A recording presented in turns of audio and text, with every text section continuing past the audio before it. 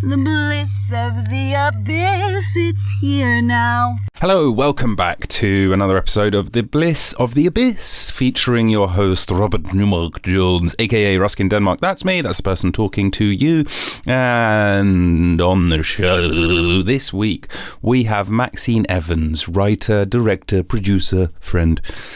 Maxine is a wonderful raconteur and a lovely guest, and she has produced a remarkable number of amazing things. As a writer, she's been in charge of shows like Crossroads or Coronation Street. She's also written for film, for TV. She's won awards, for example, the RTS Award, and of course, Best New Play at the Offies, the Off West End Awards, which was also nominated for Outstanding Achievement at the Olivier's. So just a ton of success.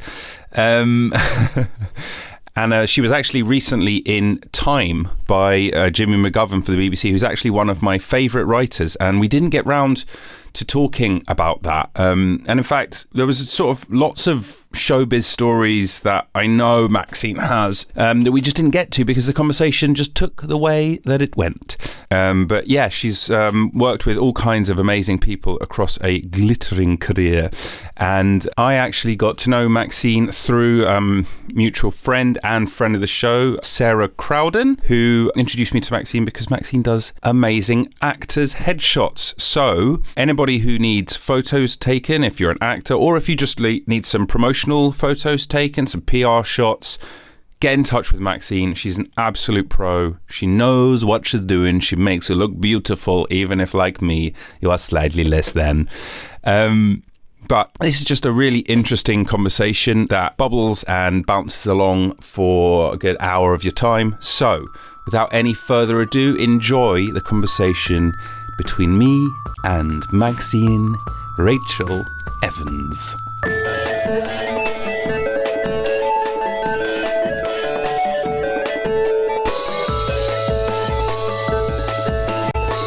Okay, brilliant. Well done. Well, then here we go. Welcome to the Bliss of the Abyss, Maxine Evans. Woo, woo, woo, woo, woo. How are you doing?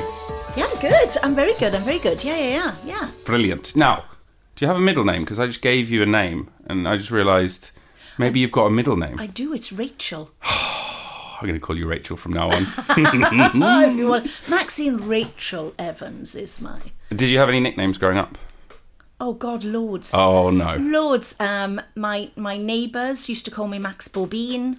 I'm Maxi Pax, Maxarine. I mean, just stupid. Nothing to do with the Rachel, but everything to do with the Maxine. Yeah. Okay. Maximar, when we studied you in Latin, everybody thought that was really clever. Yeah. Maximar, Maximus, Maximamum. Exactly. Yes. Okay. Yeah. Did you have any cruel nicknames, Maxine? Well, you strike me as that you were popular all of your life, and you've never had to undergo any stress, and it's been plain sailing all the way. Am I right? Absolutely. No,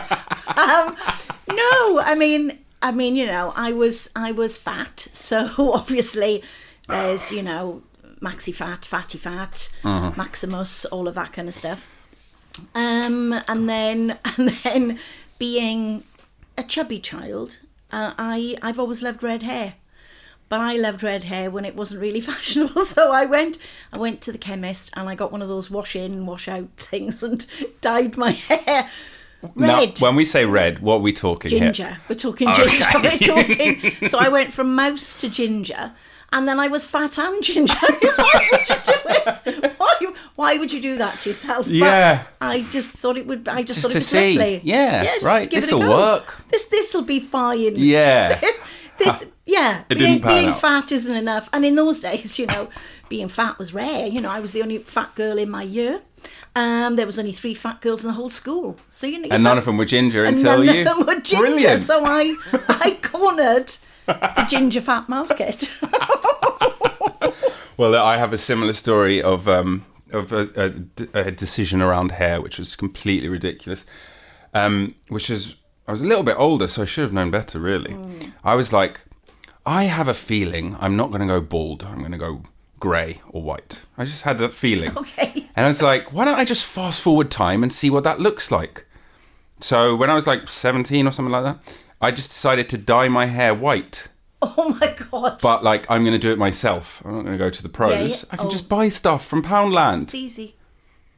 I did it 7 times in a row. My hair by the end of it was like coming out just when I touched it in clumps. And it was kind of this weird like pale yellow, slightly sort of like tea-stained t-shirt colour. Oh, nice. Like nicotine kind of. Yeah. Yeah, nicotine That's tint. right. That would have been a good nickname for me. Here comes Nicotine Rob. Stay away from him. I love it. Yeah. So... Well, I paid to have that done. That is worse. I was temping in Selfridges, and so I used to get discount in the hair salon on the 5th floor, and my regular hairdresser wasn't there one day, and there was this tall, rather lovely young man who was like, I could fit you in, I could do you, and I was like, okay, and actually, I was temping, but I started writing. So I had my laptop with me, and I was writing away. So I wasn't really paying attention. And I went, I got a little blonder in the summer, and then I go more warm and honey in the winter. And he was like, okay. So I said, going into summer now, I'd like to pull through some of the lighter tones. And he just put this stuff all over my hair. My hair was highlighted, so you use the foils, and it was. Yes, it and takes hours. He just kind of painted this stuff all over my hair. I got the rollers out. Yeah, literally. And I was like, okay. And he went, yeah, it'll just lift everything just like a little bit, and it'll, So I was like, okay. And then he, oh my God, he sort of took the stuff off, and I looked and I went, you've used bleach. You've used bleach. And then I could see the manager coming over, and my hair was it went from baby blonde at the centre to nicotine orange on the ends. And I was like, God. What have you done? What have you done? And he went, okay, well, what we'll have to do now is we'll have to strip the whole hair. So they stripped it. They only did it twice. I don't know what percentage of peroxide he used. Stripped it as in all the colour out? Stripped all the colour out. That must be so bad for it. Very bad. Very bad. And then you put a colour on top. But at least it would be one colour. Well, it didn't quite work. Oh, no. My hair got burnt. And I remember, back to the ginger, they had to put a tone on my hair. But my hair was about, I would say, 2 inches in length at the most. Oh. So now I'm fat, bald and ginger. And I remember, and this was Selfridges, I was livid. They gave me about £500 worth of Philip Kingsley hair products. I was about to say, you can have shampoo for free until your hair's back to normal. And my hair doesn't grow very quickly either. And I remember ringing my husband and going, oh, they've messed my hair up. And he went, okay, well, look, he said, as long as you don't look like Annie Lennox, then that's fine. And I was like, oh, I really look like a very fat Annie Lennox. That's what I look like. And, yeah. That's so funny. Darling, I won't be home, tonight? No, for the next 6 months, actually. It's going to be a while.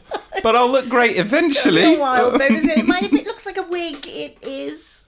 Oh, now, God. were you working in Selfridges alongside? Because I have a friend who's an actor, as you are, and you're a writer, of course, and director, and all the rest of it. Were you doing that? What was it? There's that agency that puts people into? I think he was in Harrods selling perfume. Yeah, there's loads of them. There was BCB, there was TBC, there was. I think it was TBC. Yeah, I was actually with Estee Lauder. So I was an Estee Lauder bureau person, which was like an in-house agency for all the Lauder brands. Okay.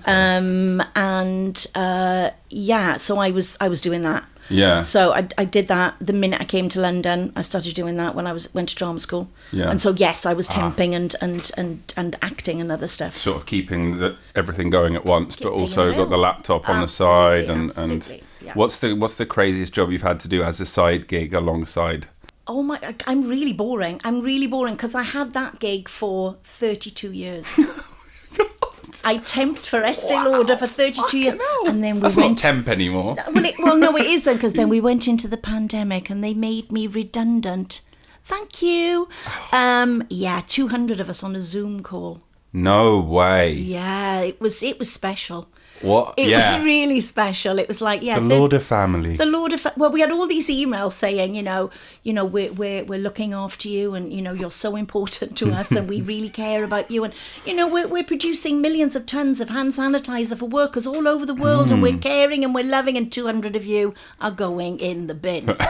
So, and we were the first wave. There've been many since, but that was wow. Yeah. God, not a lot of love in the Lauder family. That's terrible. I mean, 200 on a Zoom call. It's feel a little bit brutal. Like cattle being culled. Yeah. I mean, it was they just read their name and then faces would just go grey on the call. Yeah. They just drop like flies. Yeah, I mean, they started off by telling us how, online sales had increased by 50%. We were like, yay! Here we go! We all did a little Bonuses. clap. We did a Zoom clap. Zoom, virgins that we were back then. Yeah. And then we were told we were being made redundant. I laughed. Oh, and then God. I cried, and then I laughed some more. Yeah. So yes, I haven't had to do anything crazy and wild, and I just stood behind an Estee Lauder counter in between all my jobs, and I did love it. And yeah, the camaraderie was amazing, and I loved it back in the day when 90% of us on those counters were unemployed actors that were bitter and twisted and angry and frustrated and, jumping when our pages went and going to do auditions and our lunch break and all of that. It was great. Yeah. It was great. It was lovely. Oh, that's really nice. Yeah. Okay. That's cool. Yeah. I've been pretty consistently on my side job for like the last 10 years, but before that I was doing just ridiculous things. I'd borrow my mum's car and I bought this cheap lawnmower and I'd drive around to people's houses pretending to be a gardener. One client, he was like, "Can you build a deck in my garden?" And I was like, yeah, I can. He was like, "Great, I've got all the equipment." So I went round to his house, spent a day, it was cash in hand, spent a day putting in these things into the ground. And, none of them were like level measured or anything. They were all coming out at weird angles.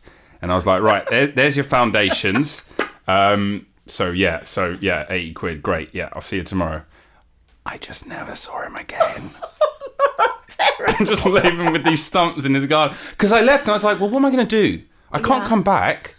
I can't go back because... I can't go back because I don't know what I'm doing. I have no idea how to build a deck. Oh, my Lord. I know. I did have a bar job in the Barbican. I did that when I first went to drama school. I did that, and there was a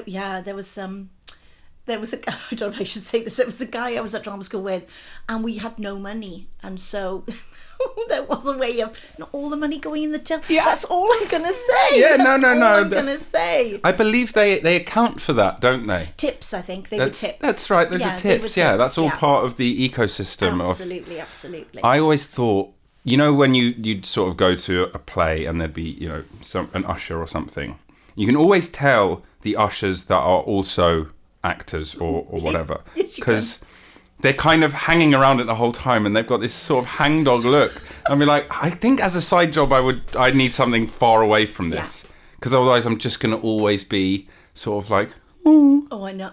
And maybe someone will drop out and they'll be like, oh, he's an actor, and this never happens. Never I know you do see them, don't you? And it's horrible, and they are the nicest ones, and they are the ones that are almost doing a show before you go and see the show. Yes. And I know, I hate it. I'm like, no. That's why I did the counters thing, because, it would be too painful. Yes. Even when I used to go, I think the longest stretch I had out of work was a year. Right. And I remember going to see 2 plays and just leaving and going, well, I could have done better than that. Yeah. Why am I not working? And it just not feeling like a pleasant experience at all. So imagine that being your work every day. Yeah, no. Can't be. No. What's the best play you've ever seen? Well, I would say the best play I've ever seen was All My Sons. When? Which production was it? It was the one at Regent's Park Open Air Theatre about, I'm so bad with dates, but about eight years ago. Oh, okay. Quite recent. And because obviously with the pandemic you lose a year and a half, you can't remember when anything was. About 8 years ago, and an actress friend of mine was in it, and she said, do you want to come? Yeah. And I'm an odd director in that I don't like reading plays. You don't like reading them? I don't like reading them. I think they're there to be seen. They're there to be seen. And people will go, oh my God, you should read. And I'm thinking, well, I'd rather go and see it. Because there's a magic when it's up in the air. And you don't get that from the... You don't. And also because I direct, when I read stuff, I have my version of how I think it should be done. Right. And then I'll go and see shit and go, do you know what? I don't like that because I would have done it differently. So so we went to see All My Sons, Arthur Miller, obviously. Great play. I was just blown away. And it was such a joy. Yeah. I thought, oh my God, there's this perfect jewel of a piece. Yeah. And I've never seen it, I've never read it, and I would have been in my late 40s. And it was just so lovely to sit there and go, this is new to me, and amazing, and rich, and gorgeous. It was electrifying, I loved it. And then I made the massive mistake of going to see it again when it was at the Old Vic. In a transfer or... No, it was... I see. It was a new production. And I won't mention names, but it had big Hollywood people in it. Sure. And you came in being like, oh, my sons, what a great play. Oh my God, I'm going to watch it again. Like popping the DVD in. You're going, yeah, we're going to... And of course, they'd had an idea that they were going to look at it from a different angle. Let me guess, the idea took over. 100%. Yeah. And I've never been so disappointed in my... And I was unwell. You know, those were the days when you could be unwell and go out. Right. So I had like a really heavy cold and I went and because the tickets cost a fortune. And I think I took a little snooze just before the interval. Nice. You know, Yeah, I was struggling and I thought, why am I struggling? Just drift off, babe. It's fine. You're not gonna... It's just going to ease the pain. Yeah, I have actually come to view the having a little sleep in the theatre thing a bit differently. I think the reason Shakespeare's so long is so you can have a little bit of a nap in the boring bits. I think it is. And there's nothing wrong with that. No. Look, we're all together. Yeah. It's a very warm and cosy atmosphere. The lights are down. True. Sometimes the voices are so beautiful and you just off you go. This is and true. then, you wake up and you can have some ice cream. This is true. This is great. This is perfect. This is how it should be. I don't see anything wrong with it at all. I can tell you one thing that's wrong with it. Go on. So, many years ago, I was like 15. We went and saw a one-man Macbeth. Okay. Yeah, one man. Yeah. You can do that. It's a challenge. There's a lot of parts in there. Yeah.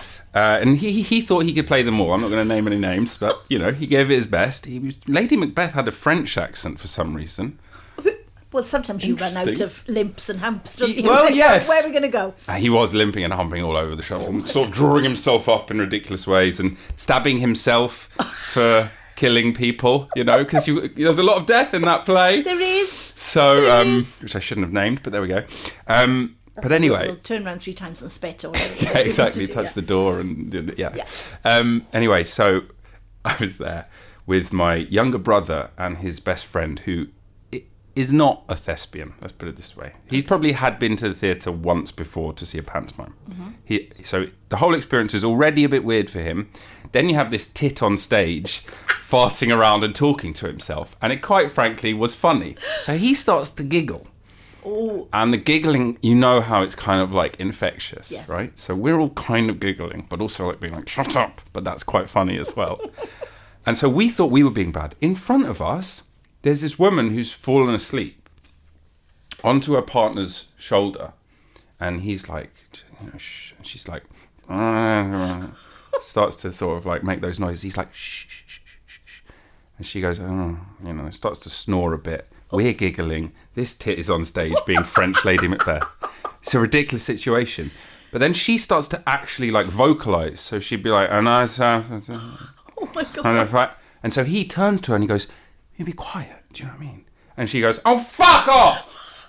And then goes over and puts her head on just a complete stranger who's next to her and starts snoring there. Oh my God. And the whole audience just was like, because what was going on stage was completely uninteresting anyway. Yeah, let's watch this instead. Let's all turn around. She sounded drunk. I think she was a bit drunk. The snoring was, that kind of like, when it gets caught. Yeah, and when it's all dry. It's gone all dry. Yeah. It's gone all... It's that. Yeah. I think she was drunk, and I think that should be on stage. Oh my God. That's the one drawback of falling asleep in there.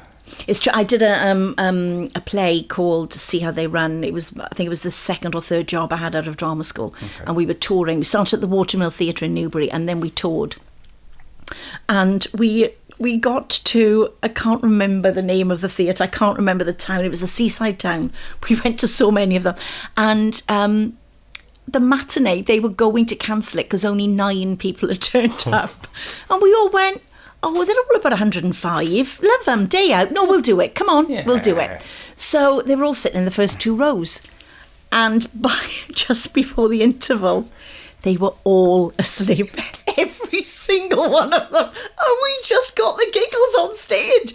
And we went, what are we going to do? And we thought, well, you know what? We'll skip the interval. Yeah. We'll go to the end of the play. Just do it. So we did it. We dropped about 45 minutes from the middle of the play. Just picked it up. Yep. Did something loud. Right. A couple of them stirred. Woke up a little bit. Finished the play. And they're, that came down early. Yeah.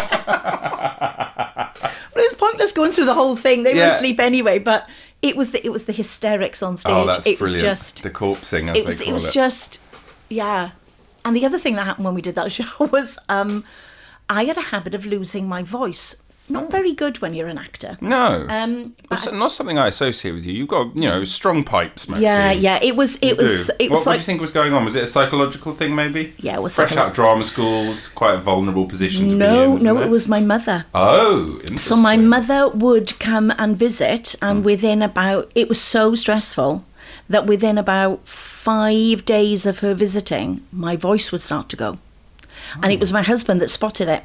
And I think about 7 plays in, over about 4 years or something. Yeah. My husband pointed it out. We went to the theatre doctor. He pumped me full of diazepam, and within 24 hours, my voice was back. So I used to say to my mum, come towards the end of the run. Right. Yeah, like about 4 days before we finished. Yeah. But anyway, so when we were doing See How They Run, I hadn't worked it out. She came to see the show, stressed me out like you wouldn't believe, and then left. So what I was left with, and actually it wasn't the beginning of the run. Actually, it was towards the end. So we only had, I think, 3 performances left. But my voice was going, and So I played Ida, and Ida was a bit like this. It was all very high and very sort of like that.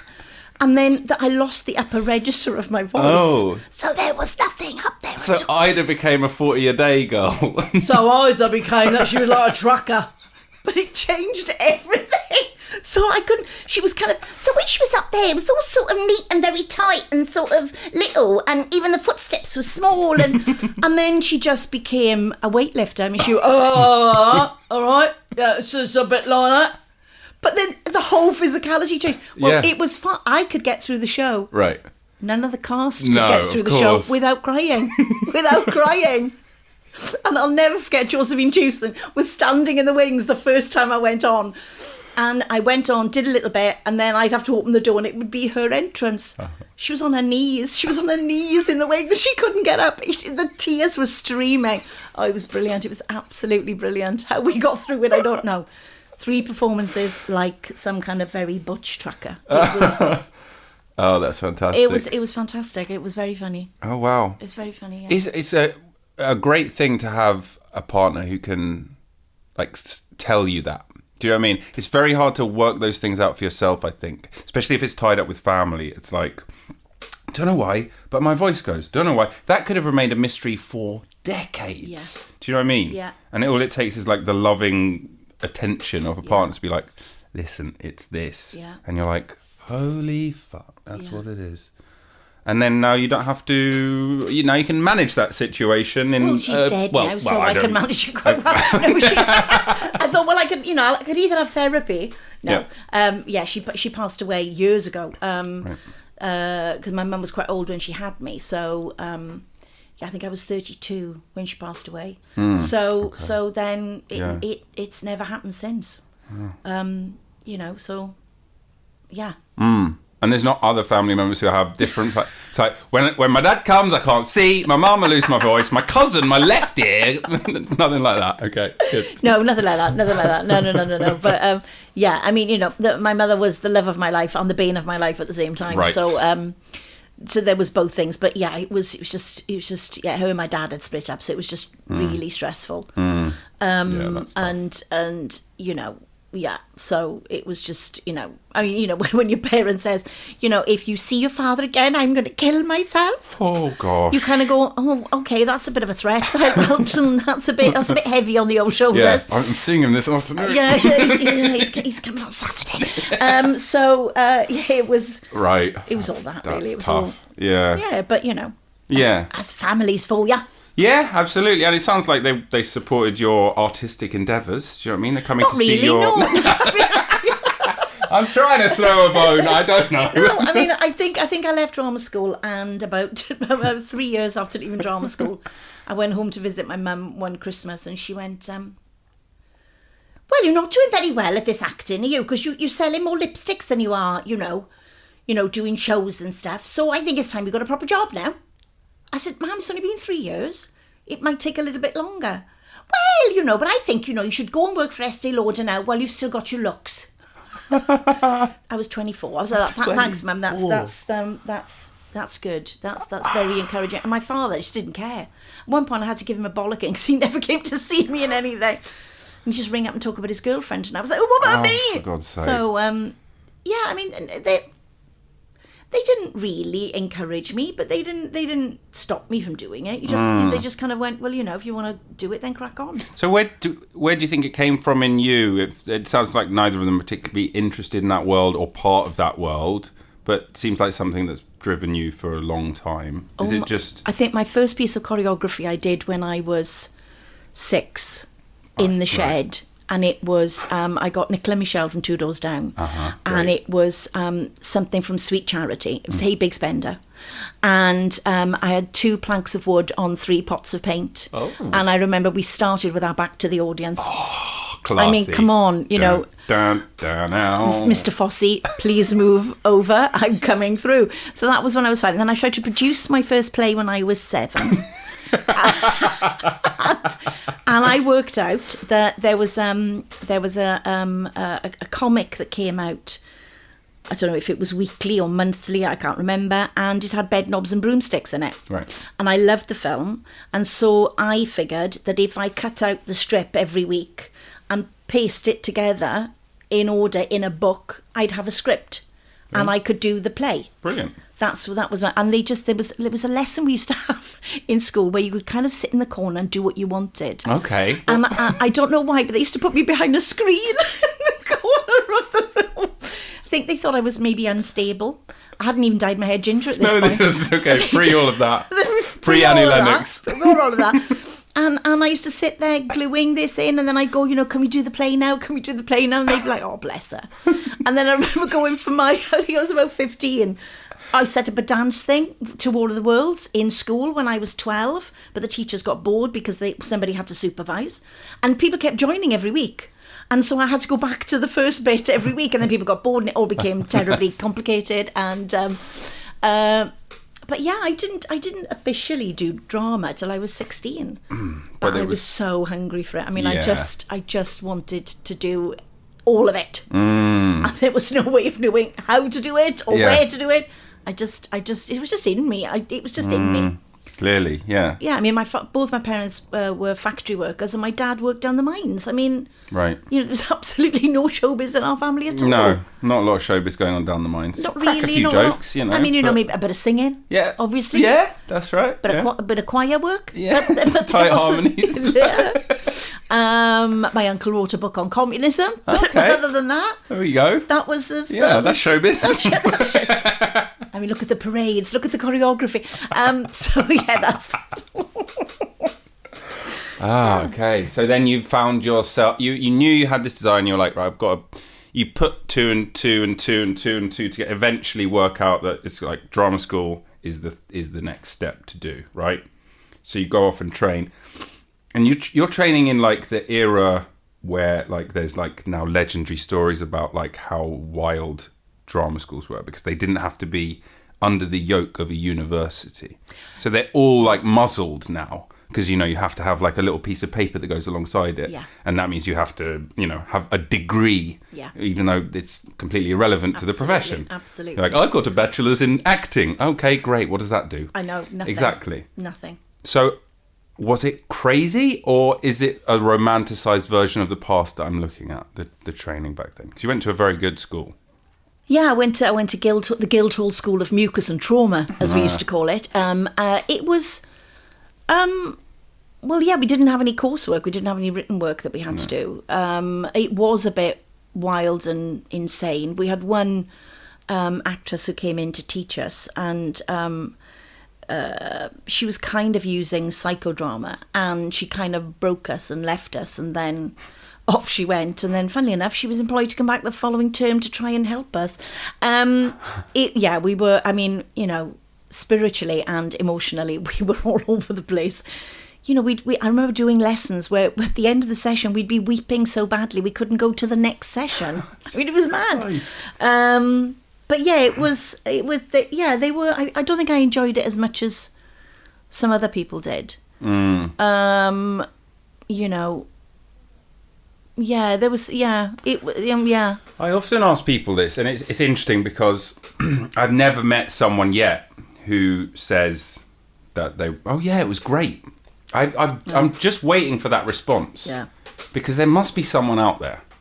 I didn't have that. I mean, we called ours Trauma Centre London, right? So I think everyone... Yeah. And again, I'm, you know, much more under the university banner where they have to be more strict about things that they're allowed and not allowed to do. Yeah. As opposed to, you know, take off all your clothes and cry, and if you don't cry, you can't act. Yeah. That kind of thing. Yeah. Which I've definitely heard some stories like that. But even with all of that, it still was like, oh, God, I'm glad that's over. But it was brilliant. But it was horrible. Yeah. But is that what it should be? Or should we... Does the whole system need to change? Or is it going in the right direction? I'm not sure of the direction that it's going in now. I think the direction that all art is going in now, I'm confused by. I think that there's a worry to it all now. Whereas I think art, you should be brave and you should be free. Yeah. It's a difficult one. I've often thought that. I mean, you know, a lot of my time at drama school, maybe I just didn't understand what they were doing. But I'm not sure that we needed 3 years. I wish we had done more text work. And I wish we had done, and I think a lot of higher education institutions are guilty of this, is that they become institutionalised as a place of academia rather than getting you ready for work. Yeah. And you know, I definitely didn't feel ready when I left drama school. I think I felt more ready when I went to drama school than when I left. And that's not to say that drama school doesn't have its place. That's not to say that people shouldn't go to drama school. I'm not saying that, but I think I'd gone to an excellent youth theatre, and I learnt so much. And what I learnt was respect, discipline, put the hard work in. I didn't really find that at drama school. And I also, it was the first time I'd ever been in a place whereby I was one of the few working class people there. My youth theatre, we were all working class. I then go to drama school, and, you know, I come from Wales to London. I'm Welsh, in case you hadn't worked that one out. And I found it very, very difficult. The transition was enormous. And it was challenging in many, many, many, many ways. But I found that my class was a problem. And I didn't really realise it until I'd left. But I do remember one of the tutors. We had to have critiques at the end of showings and things. And I remember one of them saying to me, "Does it bother you that you're the least well-educated in your year?" And I wasn't. But I think because I was Welsh and working class, that assumption was made. Yeah, exactly. And I found that very strange. And I said, well, no, I don't know how well-educated I need to be able to pick up a book, read words that other people have written down for me. They've done the work for me. Now all I have to do is bring it to life. It's a different skill, surely. Yeah. And in my career, I've often found that some of the best actors don't overthink it. They're purely instinctive, and their instinct for script is extraordinary.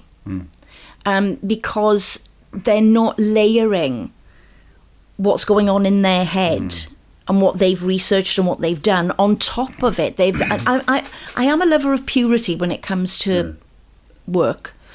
I think that an author wrote a script and knew what he wanted, and that's why he put those words into people's mouths, and that's why a certain thought process works and others don't. So I could be old-fashioned in that regard, but I think there is an honesty to it that audiences instinctively feel, and they get it. Yeah. And that is joyous, and I feel it myself when I go and see things. Yeah. You know, I was thinking, because I asked you about like one of the favourite plays you've ever seen, or your favourite, whatever. Because one of mine was Jerusalem, the Jez Butterworth and Mark Rylance, which of course they're now going to bring back. Okay. With him in the lead role again. Wow. Okay. On the West End next year. So huge. Yeah. Exciting. Yeah. But it was 10 years ago? I don't know. Yeah, about that. Is it going to work now? It's like, the weird thing is you can do Shakespeare, and if you do Shakespeare the way Shakespeare wrote it, it's going to work now. It still is going to work, because it's just like... It's timeless. Exactly. Or you can do it the way they did it in Windsor, where I saw it a couple of weeks ago, before Burkoff left. Oh. Yeah, when it was still in previews and all of that. Yeah. Age blind, McKellen, 85. This is Hamlet. Being Hamlet. Yeah. You can do it like that if you want. And then it comes to what we were talking about earlier, about this idea taking over, and then you're watching someone's idea instead of Hamlet. And you're like, okay, that's an idea rather than a play. I think Hamlet is an incredibly complex piece of work. Yeah. And I think that the themes, the emotions, the journeys that those characters take to do it well is monumental. I think if you then try and add stuff to it, I'm going to be lost. If the themes and the intentions of the playwright don't interest you, don't do it. Right. That's it, isn't it? It was like, well, write something else. Yeah, whatever you want to bolt on to Hamlet, go and write it. Go on. If Shakespeare's, if you find it boring, I remember saying to one person, in the industry, they said, so and so's going to do Hamlet, and they went, again, I'm really bored with it, and I go, well, we don't produce plays for you. We produce it. There will be other children that have never seen Hamlet. Yeah. There will be look at me. I didn't see All My Sons until I was in my late 40s. There we go. I wasn't bored with it. Yeah. But so you go, well, if you've seen Hamlet 20 times, don't go. Don't go then. Don't go. That's fine. It's fine. But there will be other people out there that will want to see it. Yeah. And I think that the language is so incredibly rich. It's so challenging. Yeah. It's so emotive. I don't know. To have... It's bad enough when you work in television and you're given a script and the lines are not the greatest, and then you're trying to play what's on the page. Yep. And then they'll say, yeah, but I know it's not written, but could you play it like this? Now, that's hard enough to do with a shit script. I mean, doing it with Shakespeare must be the biggest mind bend ever. Why would you do it? I have no idea. To Be or Not to Be was like broken into two parts, and at one part he was having a haircut, and the other part he was on an exercise bike. And meanwhile, there are people in like this pseudo military gear walking around, and he's wearing a hoodie. And it's like, but what even is this idea actually? Actually, maybe that's the problem. It's like, it isn't an idea. It's like a collection of like, ooh, this, and this. I'll turn this knob this way and this knob that way, and it will sound amazing, or like a hot mess. It just sounds to me like the people doing it were bored with it, and that if listening to that text bores you, then and the actor hasn't connected seamlessly with that text, if there isn't that perfect fit between what they're feeling and what they're saying, if that happens, to me, all theatre is electrifying. Yeah. It's when you're trying to bolt stuff in between. You stop listening. If somebody's riding a unicycle, I'm not listening to them. I'm watching them ride the unicycle. I know. If somebody's outfit's different to somebody else's outfit, I'm kind of going, well, I'm a little bit lost now. Now, I should just say, Ian McKellen is so good at Shakespeare that he could have just stood on stage and just recited the lines, and it would have been a better production. Yeah. He's that good at it. So he was brilliant at inhabiting the lines and stuff like that, but the choices were just bizarre. And yeah, what you said, it reminded me of I trained in Russia for a little bit, and there's this expression in Russia, right? And it's all like vнимание, which means like attention. And one of our teachers was like, "You'll never share a stage with a cat, because cat is pure intention. Audience watch cat." Yes, it's true. It's true. You just go, "Oh wow, look at that." Yeah. So I saw a production of Antony and Cleopatra At the National, the one with Ray Fiennes. Oh yeah, brilliant. And I just thought it was a brilliant production. I loved it, but at the end they had a real snake on stage. Ooh. And I didn't. Nobody did. Nobody in the audience. Nobody in the audience was listening to a word. We were like, "It's a real snake. Oh my God, it's a real snake. Is it real? Is it a real snake? Oh my God, there's a real snake." You could just get the attention. So I think your chap with the cat was absolutely right. He's right, isn't he? Yeah, it's true. It's a snake, or a baby has the same thing. It's like, is that a real baby? Or people taking their clothes off. Oh yes, absolutely. I'm sorry. I want you to play with my ding-a-ling. You're gonna be a little bit distracted. You just are. Or a lot, depending on. Or disappointed, whichever way. Either way, if you're going for that, then fine. That's fine, but it's just I don't know how much we need it. Really. Have you ever watched a fully naked play? I saw one in Edinburgh where they were just naked from start to finish. No, I haven't. Let me put it this way. They hadn't worked out that certain angles are very unflattering, no matter how beautiful you are as a human. Oh, no. There's just little bits of a body that are just, they don't need to... So maybe don't quite bend that way and lift this thing up. And Oh, God, no, really? And some of them were really young. You could tell it was like a very early gig for them, and it was getting pounded. The reviews were getting absolutely pounded, and that's kind of why we went to see it, for the schadenfreude of it, because it was so bad. And they knew it was bad, and they were naked. Oh my God, that sounds like hell. I mean, I don't... Oh God, no. Look, the thing is that I think, we were, you're kind of taught as a young actor, aren't you? Look, you can't say no, you can't block anything. Yes. You have to go with it, because otherwise you're just stopping the art from happening. And you think, well, no, actually, I don't know why we need so much nudity. And I don't think it's my age, because I've always felt the same. I just don't know why in theatre it's a thing. Yeah. It goes back to our sort of base needs. I don't know what it adds. Sometimes it takes away rather than adds to something. Because I agree. Like, I've never seen Equus, but like all I know about Equus is you're definitely going to see a man's willy and there's a horse. Yeah, I think that's yeah. Is that but like some people think it's a brilliant. I mean, I don't know, and I don't think I'm ever going to see it because I'm just going to be like willy horse. That's all I'm gonna. And my brother was in a play once, actually. I can't remember what it was called. But his character was called Pony William because he was fucking the horse the whole time. And the problem with that as a device is you're just sitting there watching him going like, how does he fuck the horse though? Like, what do they do? Does he stand on a thing? I have... does he lift... Do you know what I mean? That's all your head is doing. When the internet first started... Uh-oh. I remember somebody saying to me, you have to watch this video. And I was like, what video?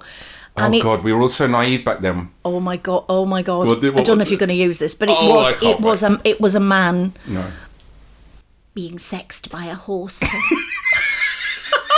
was the funniest thing ever because the guy was pretending he was having a good time. Oh no, he can't. But clearly he can't have been. I mean, it was just. I mean, the noises were. Well, it was. It was. It was just. It was like no. That's got to be dangerous. Yeah, it would work well on the radio. But I do remember. It's just, and it stayed with me. I mean, it's just. I'm not that I wanted to stay with me. I really don't want it to stay with me. But it has. I don't watch those videos anymore. But in the early days of the internet, if someone sends you a video, you'd just be like, oh, a video. Yeah. Now you just watch a video. And I've seen the most horrific things. It's like I'm scarred from these videos that I saw of like, you know, executions or something. It would be, or like someone chopping their hand off, or a man being bummed by a horse. Yes, which is pretty intense. For the horse, it's very intense. And what I couldn't believe is that the guy kept his socks on. I love the detail. Love the detail. Which didn't help him get a grip on the floor. But that's But maybe he doesn't need a grip, actually. No, if anything, he really scoots Well, away. possibly, and that would have stopped him dying, maybe. God. It's a highbrow show, this. It is, you may have of noticed. Course, yes, absolutely. But yeah, I don't know how much nudity is needed. I think an awful lot of it's there to titillate, and like, you know, I'm at an age now where I went through a phase of sort of not listening to young girls when they were saying things to me, or young women, I should say, complaining about certain things, and I would be like, oh my God, it was worse in our day, and then I just had to give myself a really good hard slap across the face and say, look, don't turn into one of those women that go, oh well, because it was harder for me, you just have to put up with it. Yeah.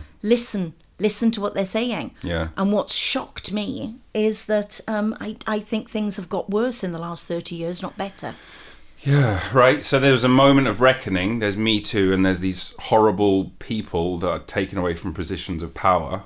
Oh, no, I don't think a thing has changed. And then what changes? No, nothing's changed. So we have all the smoke and mirrors and the glitz and that. But then the actual day-to-day working practices, do you just feel haven't changed? That's really dispiriting. And I think we probably got to a sweet spot, sort of possibly in the late 90s. Late 90s, mid 90s maybe, and now I see more naked bodies than ever on screen and on stage.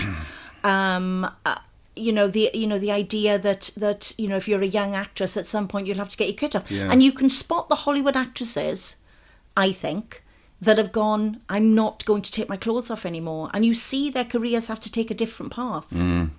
But good on them. Yeah, that's what I say. Good on them, because if you want to watch porn, watch porn. Yeah. I don't know what, because at the end of the day, you go into the industry to act, to be other people, to emote, to entertain, to do all of those things.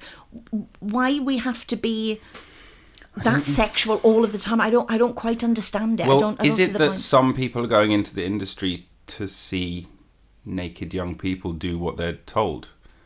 Sometimes it feels that way with some, insalubrious directors, sort of. And I think we've maybe spoken about this before, but people who like sort of last minute will be like, there's a slight little change, if you wouldn't mind just, and that envelope just gets pushed, and because actors, like you say, we're kind of taught to be like, say yes, go with it, don't block it, and also, explore, creative, blah, blah, blah, blah. Yeah.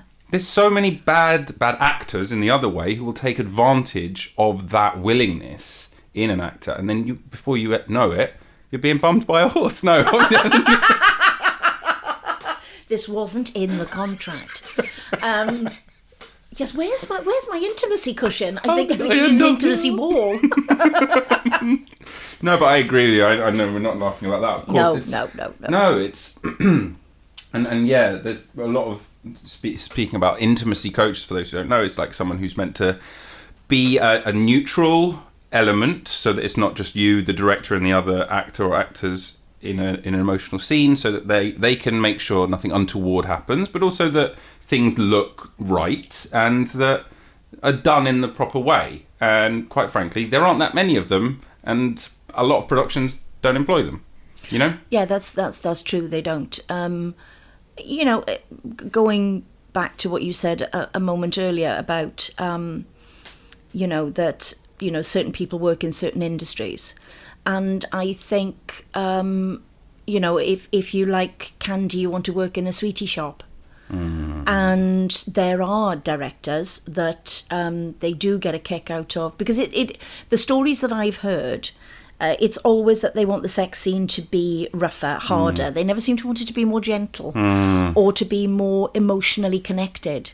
It becomes much more about the act being aggressive, and that can't be what's needed for 90% of sex scenes that happen, but it seems to be what's required for a lot of them. Do you think it's being driven by the internet? I mean, it's like everyone has access to sort of the most violent, shocking imagery they could imagine at all times without a filter. I mean, you might have to click a box that says, yes, I am over 18, but like that's not going to stop anyone who wants to see that. I think people that want to see it, I mean, obviously there is a problem with how easy it is to access pornography. Yeah.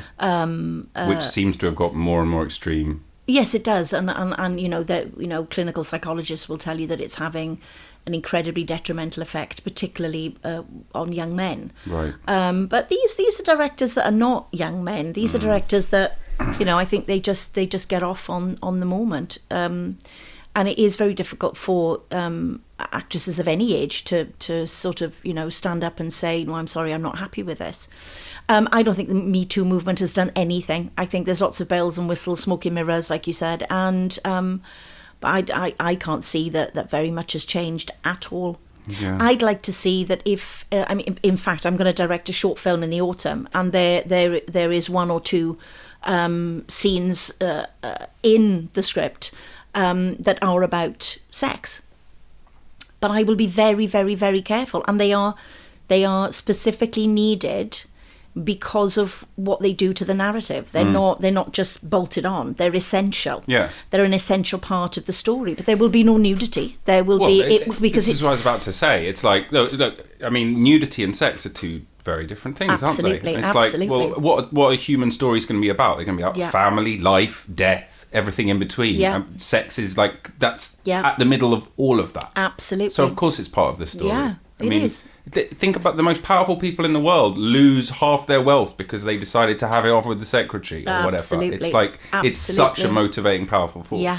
To ignore it entirely is almost perverse at that point. But then it's like, how do you deal with it? Yeah. And that's the interesting thing. But you know, I think within a story, when it comes to sex playing a part of that story, how important is the act itself? Is it about the lead up to the act? Is it about what happens afterwards? You know, it's a really good point. So I think you can see the lead up to it, and it will tell you a great deal about where the characters are, what's happening to them, how they feel, what their dynamic is, all the rest of it. The act itself is going to be what it is. Is going to be what it is, unless something weird or untoward or improper happens in the act, then you're telling a different story. But if you're not telling that story, then the act itself is people having sex. We all know what that looks like. Yeah. You can show sort of like at beginning or the after, or do you know what I mean? But it's like, well, we're gonna focus in on. I mean, why? But that's my. I mean, you know, I do think that there's part of me that thinks that. Although I think artists should be free to do and say whatever they want, but sure. I think there should be, if you're going to ask somebody to do something that makes you feel very vulnerable, I think that it should be justified within the script. Yeah. I think it should be. I think it should absolutely be justified. You should say, well, why is this here? What does it do? What does it achieve? And are you using the best way to do it? There's a weird movement that I've seen of people. This might be a bit of a tangent, but I remember like it kind of, the first time I sort of heard about it was, there was this French film, Irreversible. I didn't watch it because my friend who did watch it said, oh God, it was terrible. It starts with a 9-minute rape scene. Oh my God. He's like, what, like kind of graphic? He's like, kind of graphic. It's like, okay, well, I don't want to watch that. Yeah. Like, you don't have to have you don't have to have that, actually. Your story doesn't have to have that. And I don't think it should have that. Why are we doing that? Is that going to be good? And I saw this documentary, this is a bit of a tangent, but go with me on this, about these things called extreme haunts. And they're like, think about like a ghost house, right? Where like people jump out at you and scare you. Yeah. These are those, except you have to sign NDAs and you have safe words. because they like tape up your head with a bag. They push your head underwater.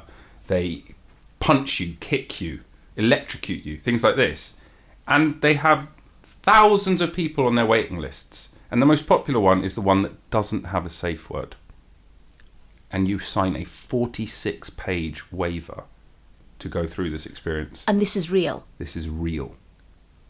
And it lasts for 8 hours. And no one is paid. And you don't even have to pay. You know how you pay? You give the guy 4 tins of dog food.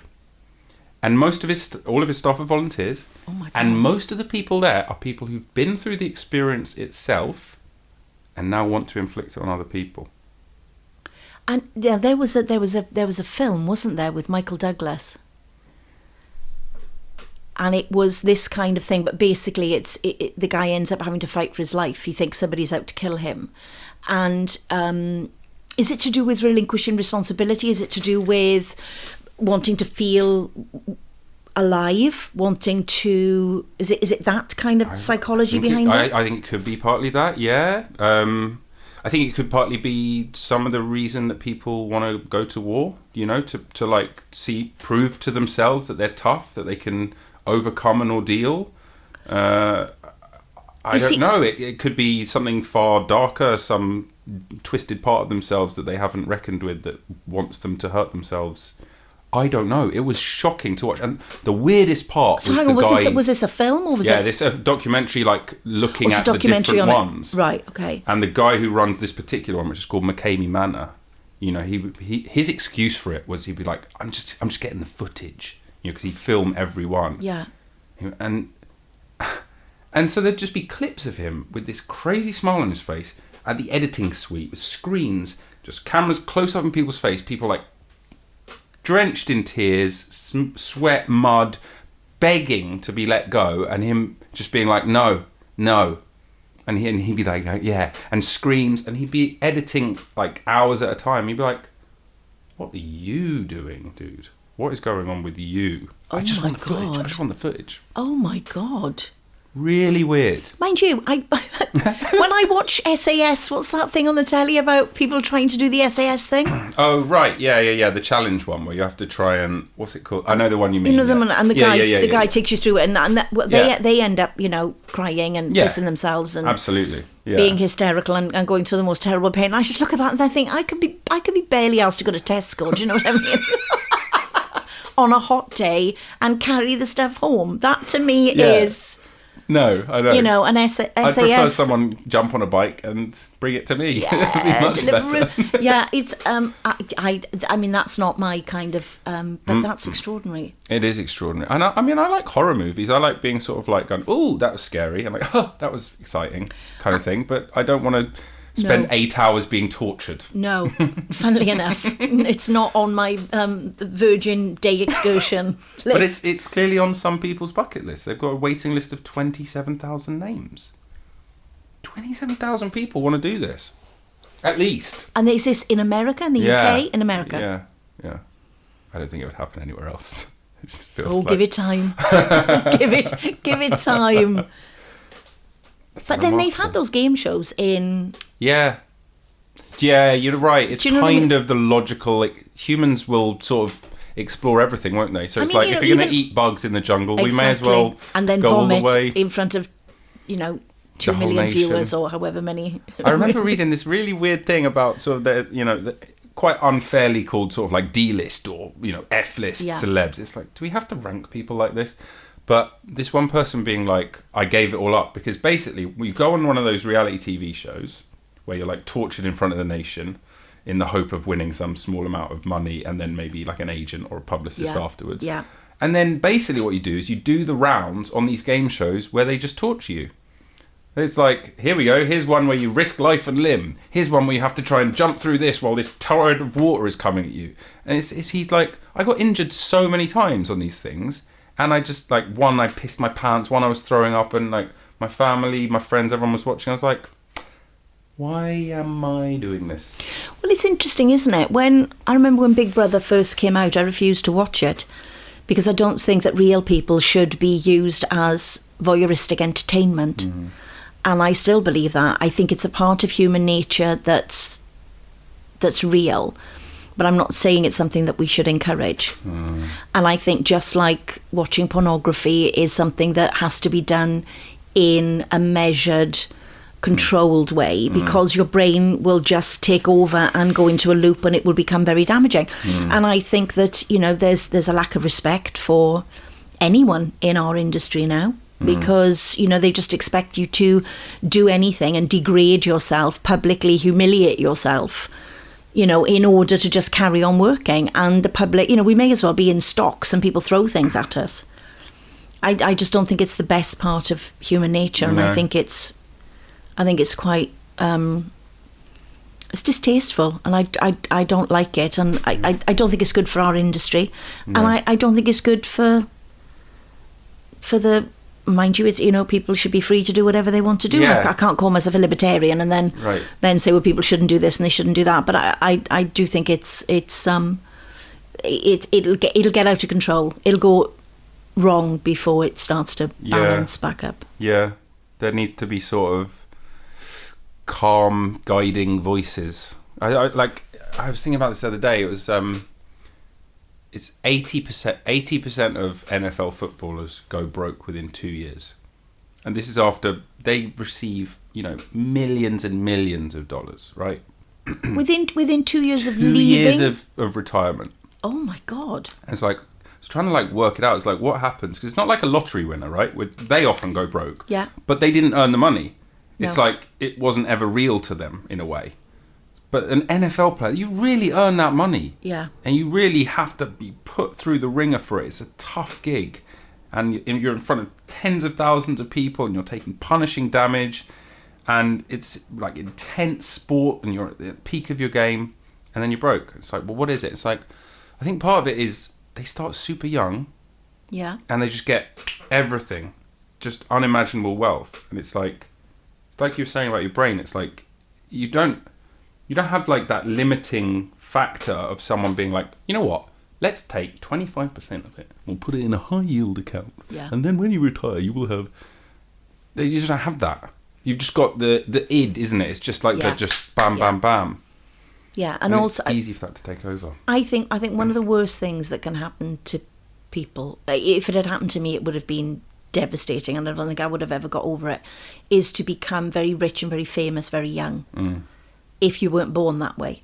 I think even if you're born that way, it cannot be great. But I think we have so much in the West now. We have so much. And, you know, I hate it when I see people sort of not like their children and don't like them because they're spoilt. And you think, well, you did the spoiling. I mean, they didn't raise themselves. Yeah, I think it can mess with your brain. You're quite right. You know, you spend whatever you've got, and if all you're used to is an awful lot of money, and all of your friends expect you to have an awful lot of money, and there is a lifestyle that you're accustomed to, you're going to grab it with both hands. I think that's just And then when it goes, you just carry on. Clearly, you don't learn and just rack up the credit card. You just rack up the credit cards, and within oh my God, that's sad. God. That's sad. I know. Yeah, I think you're right. That there's that thing. I can't remember who said it, but it was like the public remembers you. If you become like famous, they remember you at the age you became famous. Yeah. So like Macaulay Culkin. Yeah. He's the boy from Home Alone. Yeah. He could be in some awesome movie now and do a great job, but for me, he's the kid from Home Alone. Absolutely. That's just. That's not a bad thing. I'm not. You know, obviously, some people will probably give him shit for it. I'm sure. But it's like, it's kind of an inescapable box. Well, it was. I mean, yes, something that is that big. I mean, it was such a huge success. Yeah. That's when his face became imprinted on our brains, wasn't it? And you just kind of can't. No. That's indelible. Yeah.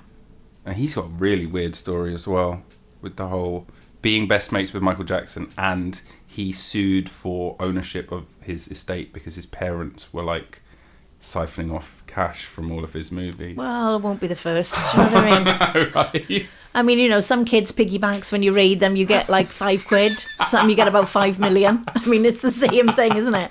Well, we did put this college fund aside for you, but then we needed a new conservatory. And we thought, we'll pay you back, darling. We'll pay you back. I mean, you get the house anyway, don't you? You get the house afterwards anyway. I mean, yeah, it's parents are just parents. Yeah. Yeah. The bliss of the abyss.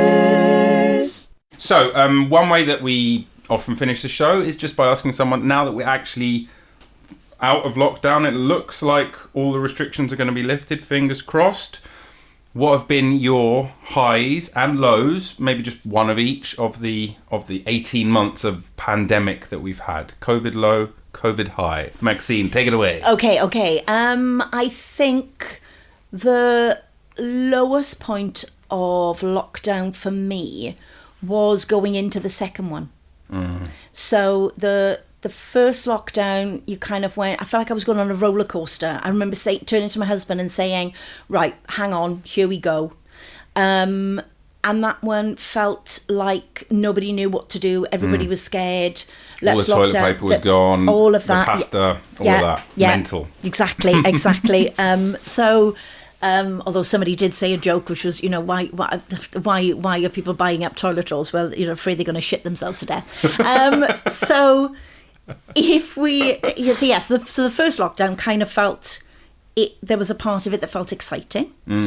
Like you were going into a horror movie, so there was adrenaline kicking around. And I was very proactive in the first lockdown, working on projects with other people and learning to Zoom like mad. Tending to my garden. I was very lucky, I had a garden. And then I was made redundant from the temping job that I'd had for 32 years. We lost our dog. We had to have our baby put to sleep.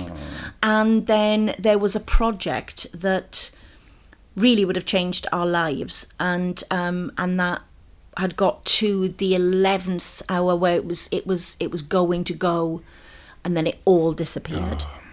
So by the time we got to, and that happened just after the second lockdown started. But I think the second lockdown frightened me because I thought, well, hang on, I understood the first one, but this one now, you know, if this is the second, there'll be a third and a fourth and a fifth. And so that was probably my lowest point. But then I think the highs of lockdown for me was about having to stop.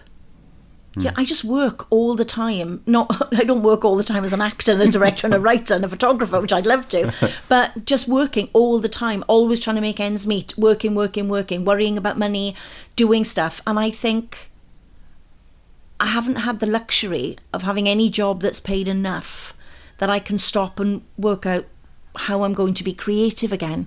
And I think what I have done during lockdown is started to be creative again. I haven't written for years. I used to write for television. I've written a couple of plays, but I haven't written anything for years. And there was something about the moments of madness and isolation through lockdown that gave me an idea for a short film, which I initially wrote about 15 years ago, and I put it up for a short film competition, but it was a sci-fi competition, and Ridley Scott, and oh gosh, what's the name of the guy, the Monty Python, who is the director? Terry Gilliam. They were on the panel, and I got shortlisted. But they couldn't take me to the final 10 because it was horror, not sci-fi. But I got a letter to say that they loved it and that I should definitely do it.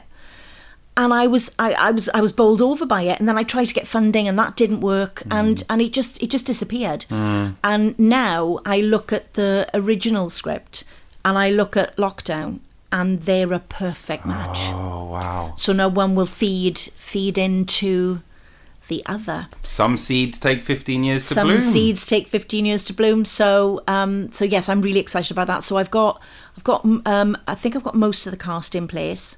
So I'm gonna, I'm going to start writing. Well, I've already started writing it, but I'm going to sort of finish it off in the next couple of weeks. And then start shooting end of August. And probably won't finish until January because I needed to go through the seasons. Because of how long lockdown was. So so the story will take nearly a year. So you do it in blocks? I'll do it in blocks, to make that work. So that's really exciting. Very exciting. So exciting. Who would have thought it would take a global pandemic to get your creative juices flowing again? But thank goodness it did. Do you know, some people are just lazy. They just need that little push. So, and I know lots of people have become very creative during lockdown. I watch things that people have done on Instagram, Twitter and Facebook, and I'm just in awe of how creative and funny and wonderful people have been. But so mine's going to be, and I'm going to shoot it myself. So I'll be the cameraman or camera woman, camera person, camera operator, and then I'll edit it and grade it, and I'll just do it all. Brilliant. So because I have no money to pay anybody else mainly, but I'm also a control freak. No, but also you're good at those things. I can do those things. I can do those things. Yeah. Yes. So I'm going to do it. Great. Listen, when it comes out, tell me. I'll promote it from whatever that does.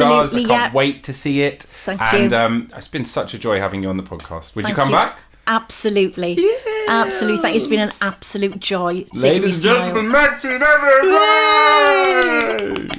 Thank you. That was great. Wow. That was wonderful.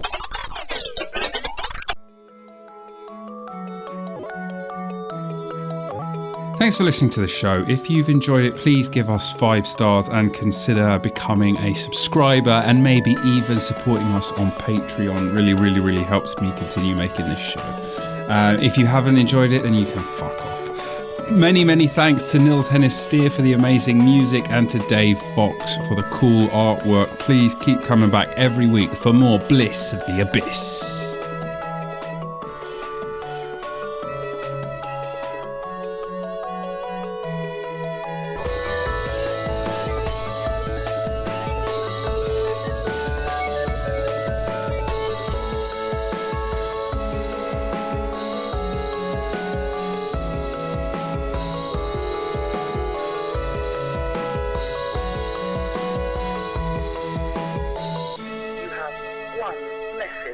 Message 1.